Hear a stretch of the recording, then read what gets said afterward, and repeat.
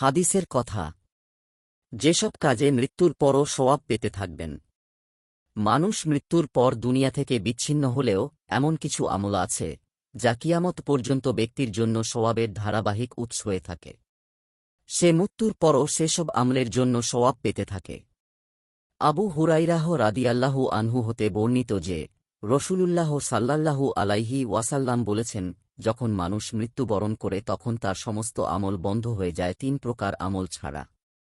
১. সাদাকা জারিয়াহ, অথবা ২. এমন ইলম যার দ্বারা উপকার হয়, অথবা ৩.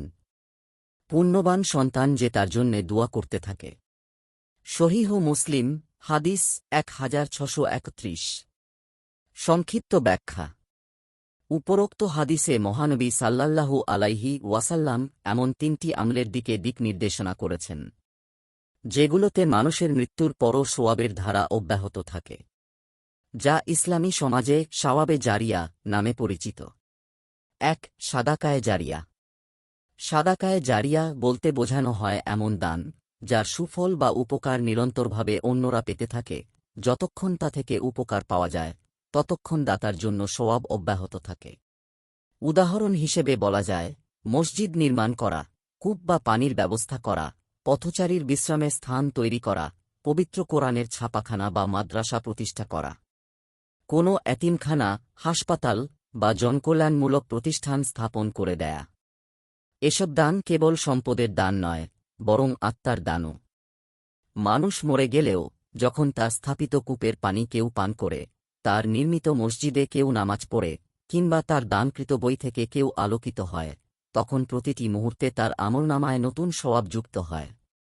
পবিত্র কোরআনে বলা হয়েছে, যে ব্যক্তি সৎকর্ম করে সে নিজের আত্মারই মঙ্গল করে। সূরা ফুসসিলাত আয়াত ৪৬। ২. উপকারী ইলম। উপকারী ইলম বলতে বোঝানো হয় এমন জ্ঞান, শিক্ষা বা গবেষণাকর্ম যা মানুষের উপকারে আসে, তা ধর্মীয় হোক বা পার্থিব, এবং যার দ্বারা অন্যরা ক্রমাগত উপকৃত হয়। উদাহরণ হিসেবে বলা যায়, আলেম বা শিক্ষক যিনি মানুষকে কোরআন ও হাদিস শিক্ষা দেন। কোনো লেখক যিনি ইসলামী শিক্ষা, নৈতিকতা বা বিজ্ঞানভিত্তিক উপকারী গ্রন্থ রচনা করেন। কোনো গবেষক যিনি মানবতার কল্যাণে জ্ঞান রেখে যান। এমনকি কেউ কোনো দিনই ওজনদার লেকচার, ব্যাখ্যা বা ওয়াজ রেখে যান যা পরবর্তী প্রজন্ম উপকৃত হয়। ইমাম নববী রহমাতুল্লাহ আলাইহি বলেন, ইলমে নাফে, উপকারী জ্ঞান বলতে সেই জ্ঞানকে বোঝায় যা মানুষকে আল্লাহর দিকে পরিচালিত করে, পাপ থেকে বিরত রাখে ও মানব কল্যাণে ব্যবহার হয়। শারহ মুসলিম নববী। ইলম আল্লাহর নূর, যা মৃত্যুর পরও মানুষের আত্মাকে আলো দেয়। এমন ইলম অর্জন ও প্রচার করা কেবল নিজের নাজাতের পথ নয়, বরং পরবর্তী প্রজন্মের হিদায়াতের মাধ্যম। ৩. নেক সন্তান, যে তার জন্য দোয়া করে।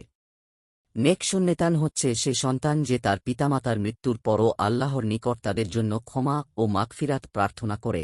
সে সন্তানের দোয়া মৃত পিতামাতার জন্য এক নিরবচ্ছিন্ন সওয়াবের সেতু। ইমাম কুরতুবী রহমাতুল্লাহ আলাইহি বলেন, সন্তান পিতার উপার্জিত বীজের ফল। তাই সন্তানের দোয়াও পিতার আমলের পরিণতি হিসেবে গৃহীত হয়।